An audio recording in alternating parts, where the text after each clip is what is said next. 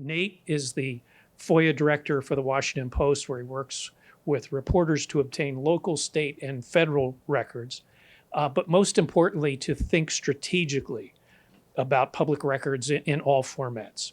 He's hosted FOIA training sessions and advises reporters in how to write, refine, and track requests, navigate delays, and especially those over redactions, those volumes of blacked out pages that we get quite often, and overcome the bureaucratic resistance.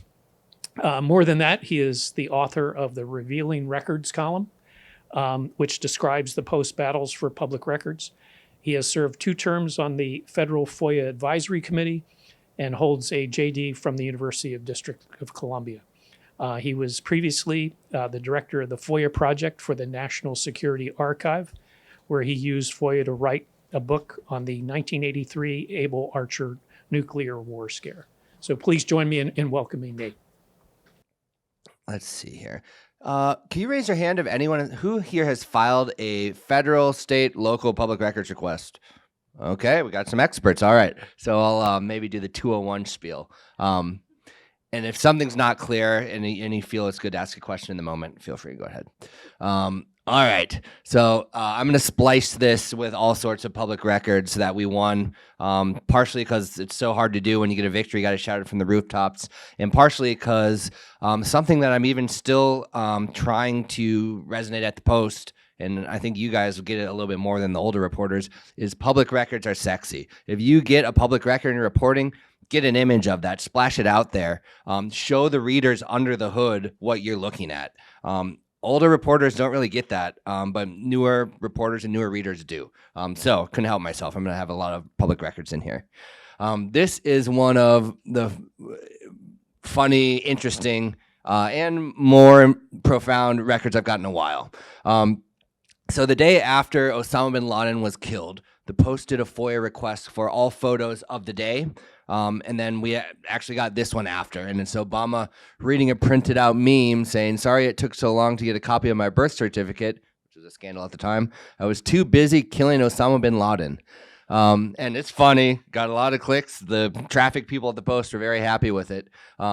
But more importantly, this shows, it's a public record that we got through FOIA and the Presidential Records Act, that shows an image of the government, of Obama, that actually happened, that he did not show to the public at the time. So in fact, he said, "We're not spiking the football." They buried Osama bin Laden at sea very solemnly. You maybe remember the speech was very solemn, but behind closed doors, he was laughing and high-fiving, looking at memes. Not necessarily anything wrong with that, just insight into the power of public records. They show what's going on that the administration does not show to the public. Let's see here. So here's what I'm going to talk about today. This sounds basic, but it's not really. It's very important. Find where to file. Find the law. Target your FOIAs. We'll talk about emails. Everyone wants to talk about them. They are not my favorite type of request, but we'll talk about them. We'll say how to do it as good as possible. I'll talk about appeals a little bit, and then talk about litigation just a little bit. And then, of course, what you guys want to talk about. All right, so let's see. Just backing up a little bit, this might be too basic, but I just want to make sure to cover it. There are federal FOIA, which is a federal law passed in 1966, most recently amended in 2016, that covers federal records requests. That only covers the federal executive branch, so not the courts, not Congress. There are other ways to kind of get records from them. We're not going to talk about that today. But the federal record is Department of State, Department of Forestry, Department of Transportation, CIA, those federal agencies. You can request records from the president 5 years after they leave office. So there's a lag. So the one I just showed of Obama, I filed that on 5 years and 1 day, and we eventually got it. So where to start with federal FOIA? The most simple place is actually FOIA.gov. It's a federal website that don't give compliments to the feds a lot. That's actually pretty good. It has all of the agency's FOIA contacts. It lets you use a form to file, so it's a good place to start. depending on how you count, I think there's around 102 federal agencies that are covered by FOIA. But for example, the Department of Defense is one of those, and under it is the Army, the Navy, the Marines, SOCOM, Southcom, AFRICOM. All of those have different FOIA places. So depending on how you count, there's either about 100 agencies or closer to 400 components. All of those you can get to at least get started at FOIA.gov. For federal law, there are many ways to do this, but what I would recommend as a starting point is the FOIA Wiki, made by Reporters Committee for Freedom of the Press. It's just a very, very good Wikipedia page, although it's not on Wikipedia, it's on their server that has a lot of crowdsourced instruction on the law, amendments, good stuff. It's a great first starting point. Here's another one. I couldn't help myself. This is Trump's old White House Chief of Staff, John Kelly, an email released via FOIA in which he told his staff, FOIA is real and every day here in this cesspool being Washington, D.C. So the inference is that people that work in government are scared of FOIA, which means that that's a tool that you guys should utilize. All right, so state laws. So just when you start figuring out federal FOIA, which is pretty complicated, I'll admit it, well, then every state has their own law. So there are 50 permutations. Some are kind of parallel to the federal FOIA, like Washington, D.C. a little bit. I guess that's 51. Some are based off the Napoleonic Code a little bit, like Louisiana. Some are called the Data Act and are really weird, written in the 70s by hippies, Minnesota. So there are 50 different types, but there's kind of a method to the madness. When you're starting to file a records request in a state, again, go to our friends, the Reporters Committee Open Government Guide, and they have 50 different guides for 50 different states, pretty much in all the same format. So it's easy to read, easy to digest, and that should be a good enough starting point to get you filed. Typical federal FOIA request. This is what the Washington Post does, although I have to admit, it could just be under open records laws, I request, and then a description. So I would not worry too much about a flowery template. There are some template generators online. I don't really have a problem with it. There's Muckrock online that generates the letters for you and files them for you. As long as it works in the back end, which you do have to check, we'll talk about it. Don't have a problem with that. The bottom line is you just really need to say, under public records law, I request blah, blah, blah. And the blah, blah, blah is the important part. Just quickly want to note, this is about 100 federal agencies. These are the sexy ones, like the Department of State, CIA, FBI, and they have very long wait lines, terrible wait lines. I have to tell my colleagues if they're trying to request from the Department of State, the only way you have a chance is to litigate, and we can talk about that later. But the point I want to show here is that there's a silver lining. All of these agencies are actually within the federal deadline, which is 20 to 30 days. So they're the most popular agencies often are very tough to get records from federally, but there are tons of federal agencies that are quick. The simple saying is fish where other people aren't fishing. Also, usually states are faster than federal. So we're trying to get some data on border crossings, and Border and Customs Protection kind of stonewalled us a little bit, the federal agency. But we requested the same thing from Texas. It was actually Texas legislature, and got it within 2 or 3 days. The same stats. So fish where other people aren't fishing. Target your request. This is fun. The Post let me do a guide to FOIA, but I said, I've already read a bunch of these. They're kind of boring. Let's do it as a comic. So they let me do a comic about FOIA. You can find it online.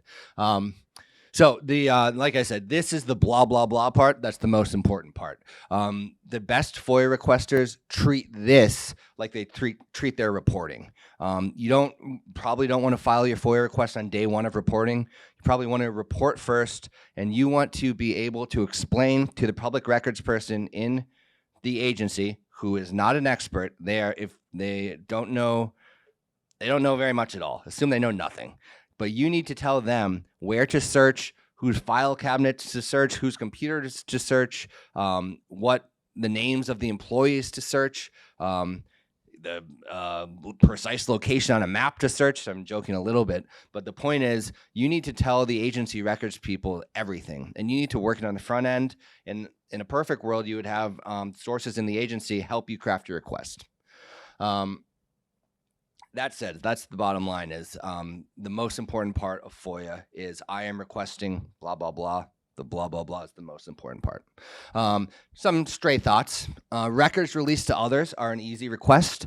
Fast request, you can get it quickly usually. And that one, the FOIA people know where they are. So don't overlook that. Lots of times someone gets a big batch of 1,000 pages of documents, does their headline, and miss a lot of stuff. Records released to others with a different timeline. So one of my big reporting wins was they released one we'll show you in a little bit, one application to work for a foreign government. So it's kind of messed up. If you are in the DOD and you retire, you're allowed to pretty much secretly work for, say, Saudi Arabia. You just have to do a one-page application. That's not public. Until one person FOIA'd one of them and got one. Then the Post FOIA'd them and got 400 and had a big, bad investigation telling the public, did you know that 2 national security advisors are working for Saudi Arabia now? But the point is, you wave around one document that one person got and say, you released one form 1234. I want every form 1234 filled out for the past 5 years. Replication is a great strategy. Records cited in footnotes. It's gold because, again, there is no question where the records are. The records people can't but have to go find them if they're cited in a footnote. And IG reports have a lot of footnotes. GAO reports, which is not technically a federal agency, but nonetheless, they have footnotes to a lot of federal records. Following the footnotes is a great strategy. Records using congressional testimony, I'm not going to talk about that too much, just to say that when an agency testifies to Congress, they are not just winging it. Every fact they state is based on an agency record. Briefings, similar. IG investigations, I just mentioned that. Those are almost always rife with footnotes. If they want to give you the documents, is a different question, but it's worth requesting. Databases are a great target. There have been good FOIA court cases. Usually they've more often been going bad, but there was a very good ruling saying unequivocally that databases are public records. So it's a good target. Federal contracts, we've had some good reporting on the Post with those, and state contracts. I'm kind of, actually, now I remember, I'm putting these kind of in order from what I like to what I don't like. Everyone's always doing secretary schedules. Yeah, go for it. I think that's not really that good a use of time, but you can do it. They're FOIAble. And then the last, emails, whatever he wants, but are really tricky to get, and I'll talk about that in a bit. Another example, this is what I just talked about. This was from the Afghanistan papers that Craig Whitlock and I did some reporting on. There actually is a big premiere screening of the movie of the Afghanistan papers coming up. So if you're interested in cool documentaries, look it up. Here's Donald Rumsfeld, the DOD Secretary of Defense at the time. We're never going to get the U.S. military out of Afghanistan unless we take care to see there is something going on that will provide the stability that will be necessary for us to leave. Help. Donald Rumsfeld, 2002. I was alive at the time. I saw all of his press briefings. He never said anything that candidly to the public. But in internal records to his colleagues, he was saying the truth. In the briefings, he wasn't saying the truth, in my opinion. We got it through FOIA. Brainstorming FOIAs. This is so kind of in the front end. These are some good ideas to figure out what to do. Every federal agency has a FOIA reading room by law. You can go and poke around there. Some are very good, some are very terrible, but it's always a good idea to look and see what's been released. There is a website called muckrock.com. Is anyone familiar with that? Raise your hand. So it's a pretty cool website. One thing it does that I'm not going to talk very much about is it kind of automatically files the FOIAs for you, which sometimes is good. Sometimes it kind of goes into a black hole, which I'll talk about later. So you got to be careful with that. But what I really love this site for is not that. It's for this, what I'm going to talk about.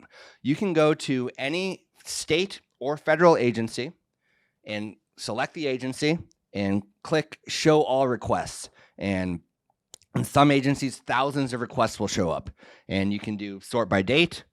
You can do sort by successful or unsuccessful. Remember, we just talked about replication. That's a good way to see the success that the requests that worked and replicate them. You can search by keyword. This is one of my favorite places to brainstorm FOIA requests. You can see what someone requested at one agency, and then if it was successful, then requested at the agency you're going for. Take some time, poke around. It's great illustration of requests that actually do and don't work. It's fun. Finally, another thing that everyone's talking about, FOIA logs, FOIA logs, FOIA logs. Should I request the FOIA logs? All my colleagues are always saying this. And I say, no, it's because it's kind of a waste of time. Use your energy to do a better, more targeted request about a document that will make news. Most of these FOIA logs anyways are available on Muckrock and another site, Government Attic. And the government weirdly fights you for that, and you get tricked using your time fighting for FOIA logs when you really want other documents, and they're mostly already available anyways. This one's a good one. This is the redaction. So someone requested all of the complaints from Amtrak, and for some reason they redacted everything except for no snack car. Under the exemption was personal privacy, strangely. So in the FOIA nerd lore, this is a very famous redaction. There's a less funny one where it was documents about torturing at Guantanamo Bay, and it was just like this, except it was the water board and everything else is redacted. So again, another point that I'll get to later, but I'll mention it now. If you get a wholly redacted document that has 3 words, that does not mean it's a failure. Think creatively, like get your readers agitated. Say like, can you believe the government justifies this secrecy of this? Or if it's funny, do the snack car. And even if they don't give you any redactions, they just say everything's denied. I plead with my colleagues at the Post, and I plead with you, have a line saying in your reporting, the government denied a public information request citing national security. So your readers know that the government is maybe not following the law, and in a perfect world, maybe a senator or congressperson reads it and maybe changes the law to make it stronger. But cite your failures. Well, cite the government's failures. It's not your failure. Cite the government's failures to release information. More about the blah, blah, blah, as specific as possible. Like I mentioned, imagine that the person at the agency knows nothing. Quickly speaking, generally, in the federal level, there's a records office that is in charge with redacting and sending you all the correspondence, but a subject matter expert gets gets sent a note saying, please give me the records to the FOIA people. And usually that's the delay. It's the other people in the government ignore the FOIA office. So knowing that might give you a bit of an advantage of breaking through that delay. But almost always the long delay is if you request documents from the embassy in Baghdad, it's the embassy in Baghdad that's ignoring the FOIA people saying, please send this, please send this, please send this. And the FOIA office probably isn't very aggressive either. But that's usually the delay. Moving on, make sure the agency acknowledges. This happens a lot, more than I like, and with Muckrock too. You file the request, like it says in the introduction, wipe my hands, done. I'll just kick back and wait until the documents come in. That's a mistake. You need to make sure that the agency sends you an acknowledgement, usually within 3 days. That's my rule of thumb. A lot of requests that you send get lost by the agency. I'll let you guys in on a little secret. Some of the FOIA people in state and federal government, and especially now with the gutting with Doge, are not the most competent people. You need to make sure that you get acknowledgement from the people that make sure that they say, oh yeah, we do have it. Here is your tracking number. It's like a FedEx number. That's gold. Tracking, I just use a basic Excel spreadsheet that says date filed, quick subject, the most important, acknowledged on date, tracking number, then appealed yes, no, essentially. I just mentioned this. Put yourself in the shoes of the records processor. Do your reporting on the front end. Mike Walker at New York Times, a great FOIA guy, uses that to tell the government person exactly where to look and what you're going for. I've said it before, but it's worth repeating. More in general, a proactive requester is better than a reactive requester. So some of the best post requesters, Craig Whitlock, Steve Thompson, Jason Leopold, Ken Klipperstein, they are requesting documents constantly. Every day they file a FOIA and plant an acorn, and then in a month, it means that maybe every week you're getting documents. So if you like FOIA, you can create your own news cycle. That's the best way to do it. What's less good is what often happens, you got to do it, is that a news event happens and then your editor is crashing and says, we need to file FOIAs on this. And you file. And then eventually when you get the documents back, the news has moved on. They're not interested in doing a story about a couple documents you got over something that's no longer viewed as big news. But if you make FOIA your beat, that happens less. So better to be proactive than reactive. File a FOIA a day. Plant acorns. Very quickly, this is helpful, but I'll just mention it very quickly. Federal FOIA fees are confusing, but just remember this. A news media fee status, which you all qualify for, is gold. The fee waiver, which you usually say, oh, fee waiver, yeah, I'll take a fee waiver. The law on that is much more murky. So it's much more difficult to get a fee waiver. Bad. You want news media fee status. With that, if you just say, please give me news media fee status, you probably will never have to pay any federal FOIA fee. States are different, lots of variants there, but federal news media fee status is gold. All right. Am I doing all right on time? Good. Emails. What Nate doesn't really love, although I request emails, but everyone wants to know. So essentially, so I don't like emails for a couple of reasons. The biggest one is because the federal agencies and the courts have more and more come down on the side that most email content does not have to be released. It's under the pre-deliberative exemption of FOIA, which essentially means it's supposed to mean when someone says, I think we should do this because that should be redacted so government employees can communicate. But agencies and courts have stretched it to include almost everything written in an email. It sucks, but it's tough with federal emails. Some states are a little bit better, so don't cut out with states, but federal, here's how you request, but I'm telling you, you're probably not going to get very much. This is the language that kind of courts have blessed. All emails sent to or from the email account from date X to date Y, mentioning the terms X, Y. That should actually say and or Z. I got to fix that. And or Z, because some agencies will really screw you and say if you don't have all three, it's not responsive. Got to fix that. Sorry. One thing that's worth noting is that at the federal level and usually the state level, you need to identify the email accounts to be searched. So you can't say search all email accounts for Doge. That would be very overly broad. But you cannot do search all email accounts for X. You have to say search the account of John Smith, Joe Smith, Jane Smith, Jack Smith for X. So you have to do your research. You have to know whose accounts that you're going to tell them to search.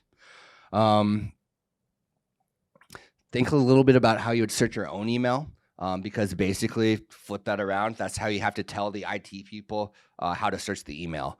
In the federal government and most state governments, it's probably Microsoft Outlook, which is a little bit janky.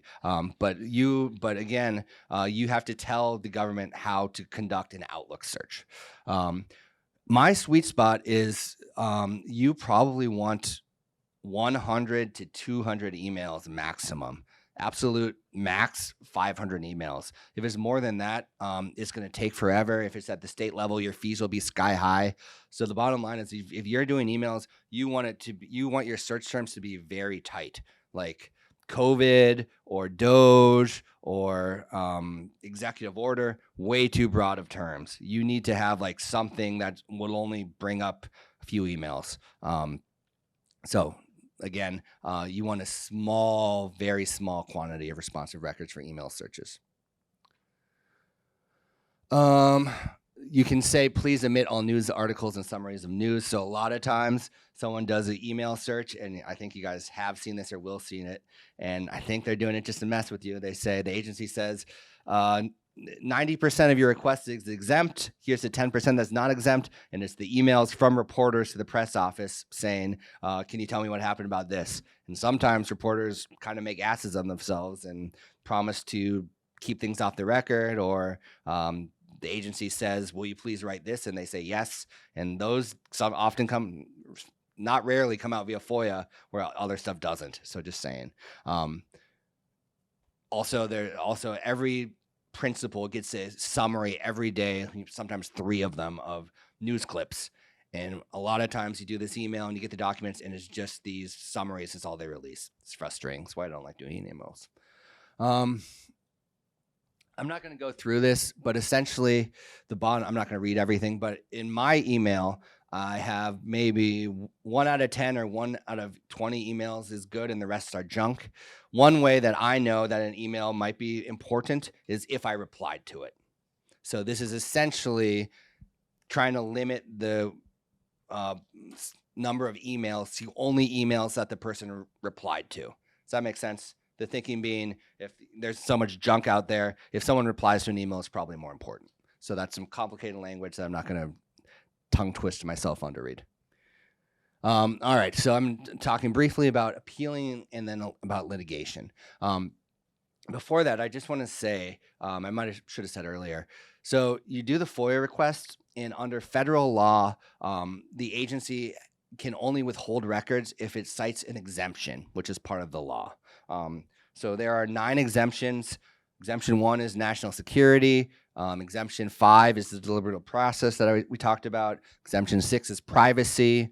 Exemption 7 is law enforcement. So those are all pretty straightforward. And then there's weird exemptions too. And then there's also exemption 3, which says that Congress at any time can pass a law to exempt something. And if you go back and compile all of those, there's something like 400 exemptions that Congress just sneaks through and sucks. So you got to know about them. Like one of them was like information about watermelon technology is exempt from FOIA. But that's the federal level, that's what the FOIA wiki will show you, is these exemptions. So that's how the agency withholds. States, for the most part, are pretty similar. They have to cite an exemption, and a lot of times they try and stretch it. That's why we appeal and maybe litigate. So this is representative. It's a little bit dated, but nonetheless, of all of federal FOIA requests, only about 2% were appealed. Okay, but within that 2%, about a third of the time, more information was released.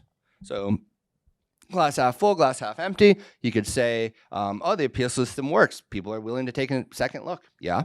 Or you could say, wow, look at the amount of information that was wrongly withheld and left off the table because someone didn't just file an appeal, which my point is just a simple letter. You don't need lawyers. You can do the appeal. Even if you just say, I think this is wrong. Would you please take another look? It's worth it, because another higher up person in the federal government will have to sign their name and say, I read this appeal and I am signing my name, which is a big thing in the federal government, that this information should be withheld. It's usually a more senior person, and subjectively it's usually a more rational person maybe. Anyways, always appeal. How do you appeal? This is fun. How do you appeal? I would start by just taking a look at the FOIA wiki. On muckrock.com, you can see some appeals. If you just do Google the agency FOIA appeal, some stuff will come up. But it's pretty straightforward. Basically, you just go point by point by point. They're going to say, we withheld it under exemption 1, 5, and 7. And you would say, exemption 1 shouldn't apply because blah, blah, blah. Crib it from the FOIA wiki. Exemption 5 shouldn't apply because of blah, blah, blah. Crib it from the FOIA wiki. Exemption 7 shouldn't apply because blah, blah, blah. Crib it from the FOIA wiki. You might get lucky like this. This is what I was talking about foreign government employment. So Obama's national security advisor, Jim Jones, worked for, I'm pretty positive, Saudi Arabia. And the agency got us a lot of stuff. We could do good reporting. But right here, salary was exempted under Exemption 6, personal privacy. Well, we made the argument that public interest of knowing about what a former national security advisor working for Saudi Arabia, who's a public figure, far outweighs any privacy he has in not saying how much he makes. And they agreed, forced us to release it. $40,000 to $60,000 a month working for Saudi Arabia. Not shabby, eh? Let's see. More about appeals. At the federal level, you can appeal any adverse determination. So if they say, this is important because if they say your record wasn't reasonably described, you can appeal that. Probably the most important is no records, you can appeal that. Again, think of the records person that doesn't know anything, that another dirty secret, they love denying requests without doing work. So they will say there are no responsive records. Phew, we don't have to review any records. We don't have to waste our time redacting. That takes a long time. I don't like reading hundreds of pages. Okay, they do that. You can appeal. You should appeal. The language for that's on the FOIA wiki. Delays you can appeal. So if they go over their deadline, you can appeal that. It helps a little bit because another agency will push them around, but it's not a silver bullet. Redactions, denials, we just talked about that. Fee determinations, if you mess up and forget to say what? News media fee status, and you mess up and you forget to say that, and they give you a $500 quote, you can say, no, I'm news media fee status. You can do that in appeal. Expedited processing also. I'll go into that maybe later if we have time. Again, publicize your denials. If the agency is saying that the public doesn't have the right to know something and your gut says that the public should, you're probably right. The agency's probably wrong. The law is probably wrong, or they overstretched the law. So include a line saying a public records request for this was denied. All right, so this is what I was talking about expedited processing. So in the federal level, one of the biggest problems is delays. So this is a crib sheet about delays. So if you can say that the request needs to be expedited because it's incredibly important for knowing right now, basically, that's great. The federal government almost never grants this, so it's almost a last cause. What they do give a lot is the simple processing queue. That means that your request is pretty simple, and that means that you have a pretty good chance of getting it quickly. Where you don't want to be and where all email requests automatically go is another reason I don't love them, is the complex queue. Those in some agencies, remember the chart, can take years. Some agencies, they are kind of fast, but they're still slower than simple. So if you are in the complex queue, my advice to you would be to call whatever contact you have processing their request and say, please, please, please, what can I do to get in the simple queue? Should I limit it to the first 100 pages? How can I change my request? Please help me get into the simple queue. Sometimes they will, sometimes they won't, but you do not want to be in the complex queue. The only way to get out of the complex queue is to file a lawsuit, which I'll talk about in a little bit. So I know that you guys are starting out, but the bottom line is don't be super duper afraid of FOIA litigation. It is, lots of people do it. One, often it's the only way to get the records, either due to delays like I just talked about or due to redactions. Often agencies are bullies. They say, yeah, we know we're stretching the law to redact this, but we don't want to embarrass ourselves, so we're going to do it.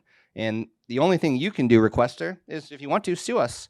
And you should. And a judge, if that is what happened, will rule for you in your paper. The last most important thing is just know this, to mention to your editor, is in federal FOIA and most states, if you prevail, the agency will pay some or all of your attorney's fees. So there are some lawyers that do this stuff for really cheap, almost on spec, because that's what they're doing. They know that they might get fees, or you go so that's an option. There are more traditional firms that don't do it on spec, but will get their fees paid for by you. Sometimes it's only 50 cents on the dollar, but again, it's just worth bringing up with your editor that litigation is normal. It should happen more, and you can get the fees paid. All right, so that's me done blabbing at you, and we're talking about what you guys want to talk about. Do your reporting on the FOIA like you do your reporting. Find where to file, find the law, make your requests as clearly as possible, as targeted as possible for the person in the agency. That's probably the most important thing in FOIA is, again, the I'm requesting blah, blah, blah, make your blah, blah, blah gold. Emails, you know them, I don't love them. Appealing, litigation, don't be so afraid of it. Make the case. A lot of reporters are too afraid of these agencies. FOIA is a battle. You got to fight, and you got to be willing to use litigation. Last one. This is a State Department transcript, and I mentioned before, state is hard to get records from, so I'm proud of this, of Henry Kissinger. From old 1975, he was meeting with Turks who were trying to get him to illegally send weapons. And his aide says, that's illegal. And Kissinger says, before the Freedom of Information Act, I used to say at meetings, the illegal we do immediately. The unconstitutional takes a little longer. Laughter. But since the Freedom of Information Act, I'm afraid to say things like that. We'll make a major effort to sell the weapons. And of course, we got this via FOIA. Hey there, my name is Michael. I'm with CNN. Thanks for doing this. Whenever you request records for the... One sec. it's okay. My propaganda and I can focus on. Go ahead. So, like, say you request somebody's emails. Is that person notified that there's a FOIA request about their emails? And if so, like, is it up to them to produce it? Because I'm sort of wondering, like, if they're like, oh, that looks kind of embarrassing, I'm just not going to send this along. How does that work? Probably not, although not definitively. So at the federal level, probably not. Probably it goes to the agency's IT team that pulls the emails and doesn't notify them. Probably. There's not any hard and fast regulations, but that's just the process. At the state levels, there have been some weird things where a person in state agencies tend to be smaller. So they ask them to search the records and they maybe don't do a good search or forget to send up the embarrassing email to the FOIA people. There have been a couple of times of that happening. But that said, in general, the person does not know.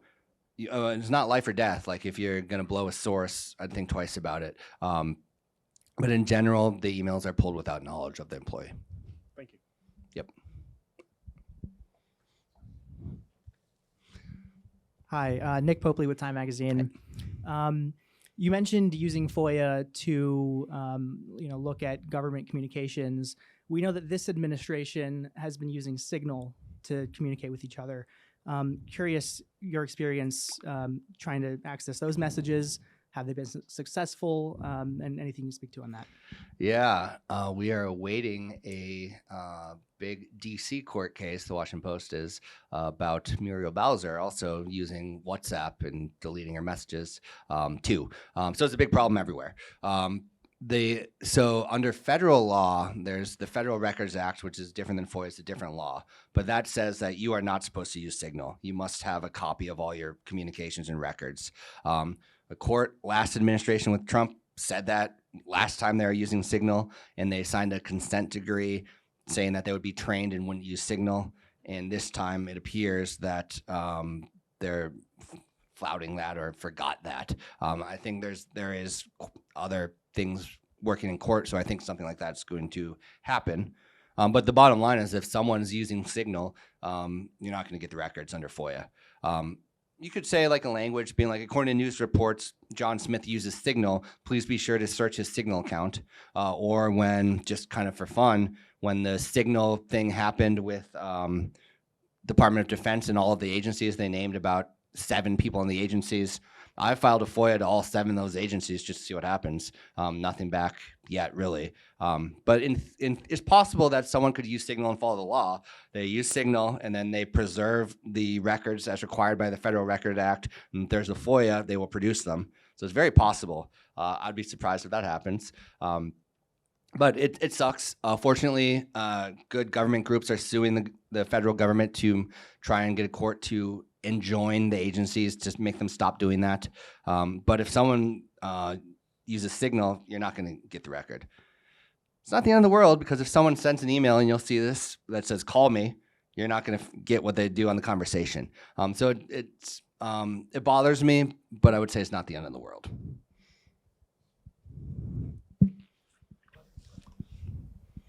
Hi, Audrey Decker with Defense One.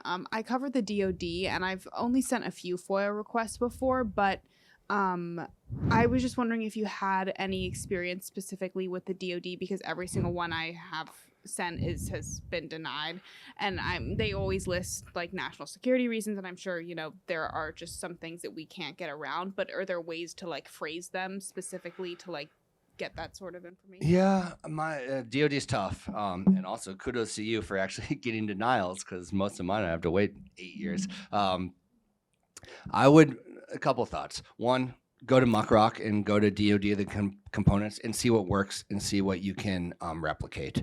That's probably the best advice. Two, go for completed reports.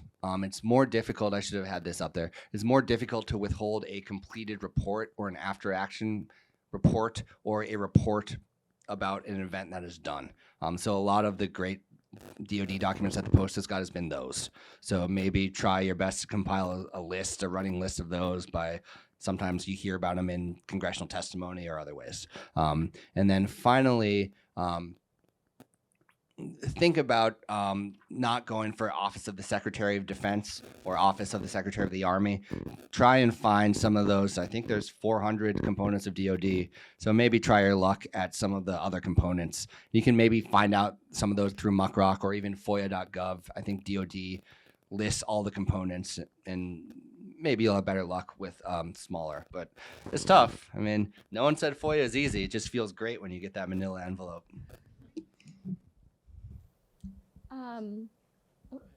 Hi, Skylar Woodhouse with Bloomberg News. Really two questions. So one, I mean, with the current administration, especially this go around with them being a little bit more forceful, are you expecting them to maybe come after FOIA and and I mean, it seems like, so yeah, I was curious your thoughts there. And then secondly, the Maha report that came out, Make America Healthy Again report that came out a few weeks ago. There's been a lot of speculation, that it was altered. And then this past week for myself, I'm on the White House team, but I have agriculture under my portfolio, a trade report that they were supposed to put out quarterly. They scaled back on what they were actually supposed to have in the report. So I'm just curious your thoughts on sort of going about reports that I guess, how do you track things that are being altered before publication, and then the final report that is stripped of its usual findings? Yeah, let's see. I got you. Am I worried about the Trump administration destroying FOIA? A little bit, but not that much. It's a federal statute. It's the law. There right now are hundreds of FOIA litigations in federal court right now. People are used to suing under FOIA. So if the agency breaks the law, you have the right to sue. And if Trump says, stop answering FOIAs, that means that you have the right to sue, and the judge will say, I order you, agency, to produce the record pursuant to FOIA. So unless that stops, which I don't see it happening, might have bigger problems if judges stop telling agencies to follow the law. I don't see it happening. I have written articles before saying FOIA is the last bastion of bipartisanship. Like when the law was last amended, it was amended unanimously in both houses and had Republican Democratic co-sponsors that didn't believe in anything else. So Congress, I don't think, will weaken FOIA. I think Congress is proud of FOIA. The more dangerous risk that we're seeing, that's certainly a risk, is there have been reports that in a lot of agencies, not all of them, but we know of, I think, about a dozen, that their FOIA staff was cut by half. So that definitely is going to be more delays. It's going to mean the bad news is if people don't litigate, they're going to have to wait in line forever. So that's the most pressing, biggest threat.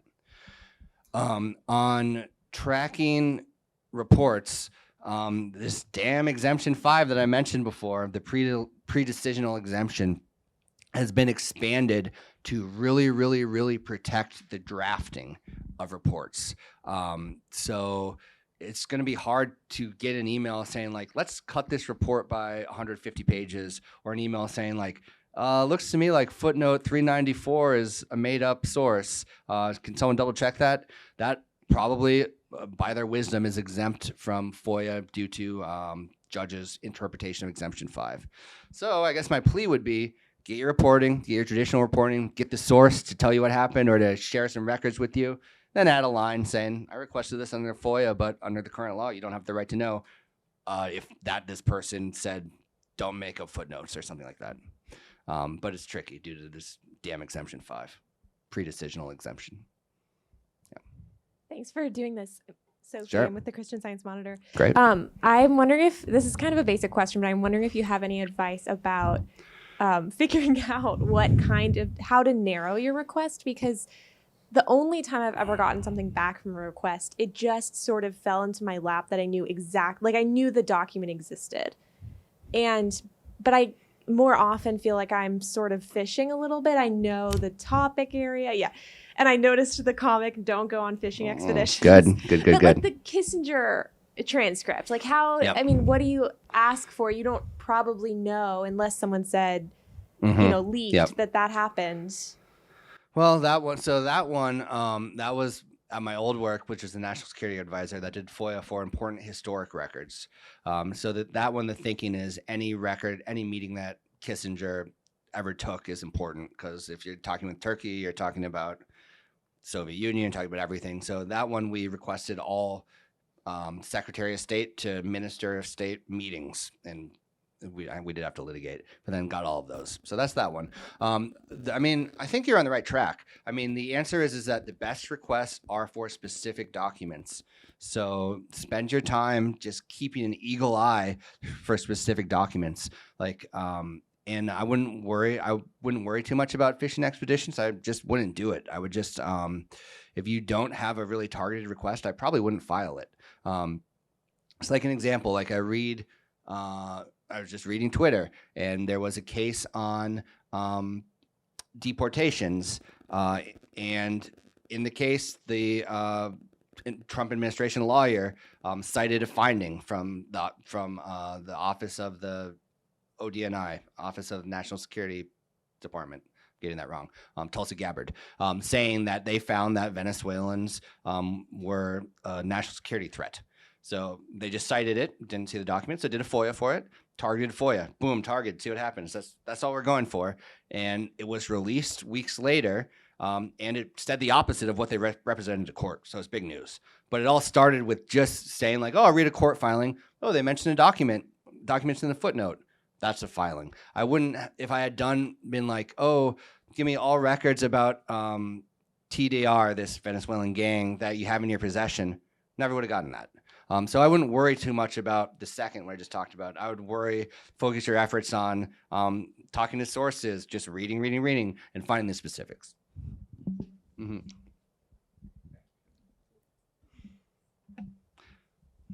Hi, my name is Mia McCarthy. I'm with Politico. I cover Congress, so I'm curious your thoughts on.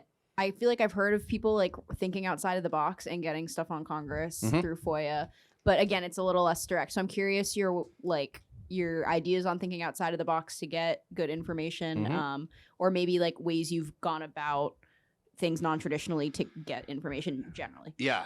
So it's not easy, and they don't like doing this, but the law is now clear that if Congress, anyone in office emails to or from an agency, and someone requests it from that agency, those are agency records under FOIA, and you at least have a shot at getting them. Again, they're probably going to be emailed, so they're going to be redacted, but that's one method that courts have finally blessed. That's the biggest one. Other than that, I would just note that there are a few institutions run by Congress, like the Government Accountability Office, that is not subject to FOIA because it's Congress, but it has a FOIA-like process. So I would use the heck out of that. Smithsonian is the same. They're Congress. They're not covered by FOIA, but they have a FOIA-like process. And they basically say, but those are worth using. that's pretty much it. Every once in a while, people say we need to use our efforts to amend FOIA to get FOIA to cover Congress in the courts. I don't think that's a good use of time because Congress is never going to do that to themselves. So we should instead use our bandwidth to get them to limit Exemption 5 pre-decisional. That's not really a joke. I mean it. But Congress is tough. Yeah.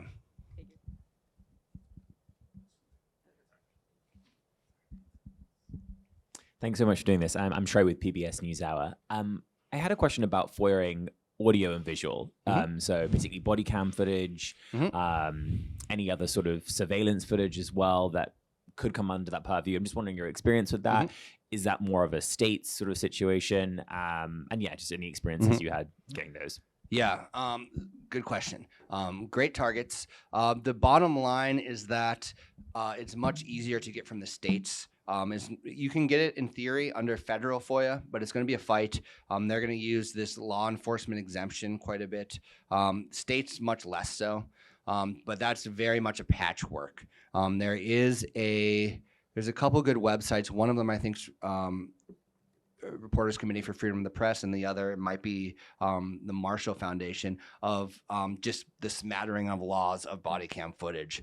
And it's pretty strange. Most of the state FOIA is like Michigan, here's the law. But in this is broken down by township to township. So different cities have different law. So I would look into that, and that's the best way to get body cam footage. One issue that you should just have in the back of your mind is agencies have started to do what I call fee bullying on that, where state agencies will say, yeah, we had to give it to you, but it'll be 80 hours. You're going to pay thousands of dollars. There's ways to push back about that. Essentially saying this company brags that they can do it quickly, or calling them up, or maybe talking to your paper's counsel. But that's just an obstacle that might happen. But great targets. Under much state law, it is good. So you can, the Post is proud to have used these videos to spice up the reporting with visuals. Sorry, just one quick follow-up about that when it comes to audio as well. When it comes to first responder calls and things like that, how does that work, obviously, considering that some of those things aren't managed by the state, for example? Yeah, good question. Bottom line is a very good target. It's state by state. So the Open Government Guide from Reporters Committee that I talked about before is better on 911 calls than it's a little bit outdated on the video calls.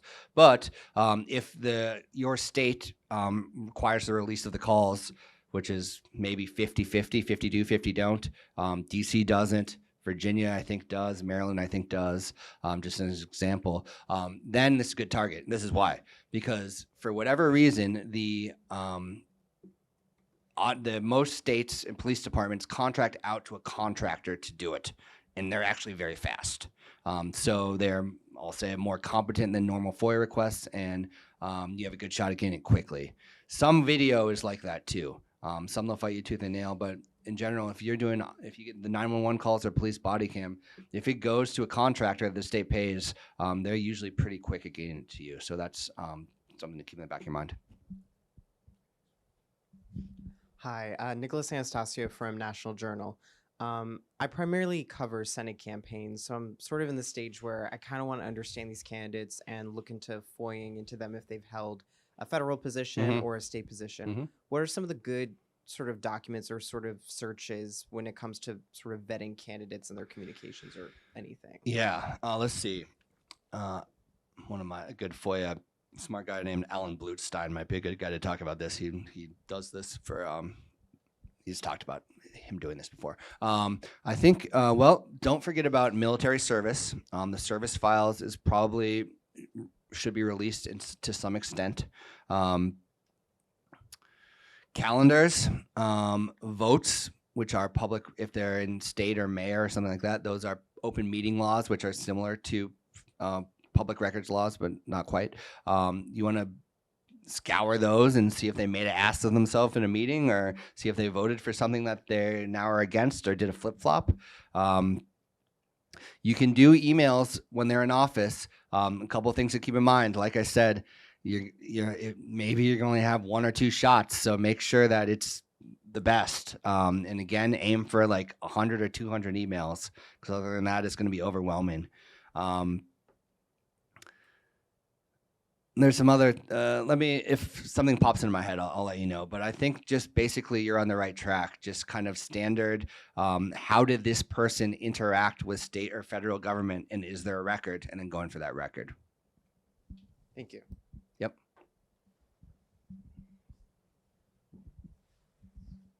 Hey, Nate, thanks for doing this.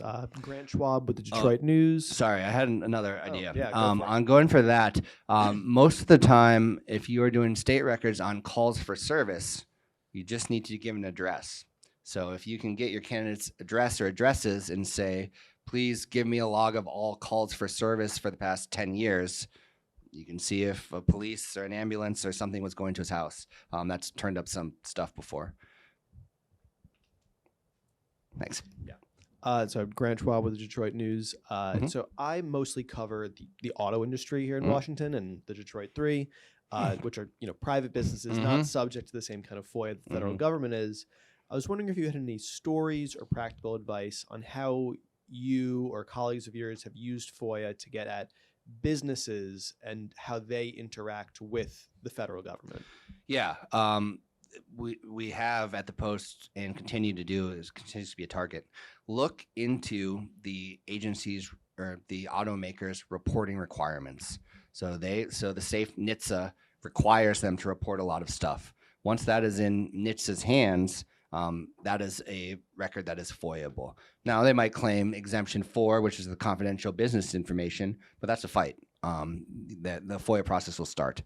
So not just NHTSA. Look at all oversight agencies, because if companies are required to give information, you can get it through FOIA. Other thing, just in general, if a company lists itself on the stock market, you guys might know this, but if you don't, it's very helpful. They have to file with the SEC, and that filing, that report, they pretty much are naked. They have to disclose business strategy, accounts receivable. There's like 500-page report that's pretty much not redacted. So that try and get it not through FOIA. I think you can get them most online. But if this company goes public, that's the most you're ever going to see about any company. So that's a good starting point too. Hi, my name's Lindley Sanders, and I'm with the AP. I was curious if you could talk a little bit more about the database idea that you had on the PowerPoint. I work with polls and surveys and more data and less so with federal agencies. So I was kind of curious about how the database querying has been interesting for you guys. Yeah. So a database can range from an Excel thing with 10 columns and 10 rows to terabytes. And the bottom line is that courts have, like I said, given kind of opinions against the agencies, saying that it doesn't matter. Data is a record subject to FOIA. So where does that leave us? That leaves you probably to do the gumshoe reporting to figure out what databases agencies have that could be good for you. So talking with sources, keeping an eye on congressional testimony, maybe if there's like statistics that you can kind of work backwards and say that has to have come from a database. Under Obama, that's kind of withered on the vine. Obama said that every agency had to post a data blueprint. So check those out, and they'll be dated, but that will give you a glimpse of databases that existed in every agency in theory, like 20 years ago. Check out muckrock.com and search for database and see what pops up. Talk to your sources and say, I really want a database. Can you recommend one? But yeah, they tend to be harder to find, and maybe you'll find one in a footnote, probably not. But it's worth noting that that's one thing that the courts have kind of put in the requester's favor. Thank you. Yeah. Just one quick question. You mentioned staff cuts and, Yep. and how that will likely affect things. Have you seen any evidence of that yet? Or knocking at the door and nobody's home? Or Oh, just a little bit. Again, most of the places that had the staff cuts, if you remember my graph of that was kind of looked like this, and it had the bad agencies. One of those was HHS that had the cuts. So most of the cuts have come to agencies that were already slow. So that's the reason that I'm not quite hair on fire, although I do find it very worrying, and that my thinking is that it's always bad to cut FOIA people. But when these offices were full 8 months ago, they were incredibly inefficient then too. So my line is rehire the people and then retrain them and redo things and start being inefficient. When the offices were full, FOIA was terrible. So by hiring the people back, let's get it to better than terrible. Don't say that too loudly. Yeah. Well, no, I'm just kidding. No, thank you That's so all right. much for doing this. We really, really appreciate it. I should say terrible at some agencies. I That's know. like my main point. No, just totally kidding. Thank you so much, Nate. Pleasure's Really mine. appreciate it. Yep.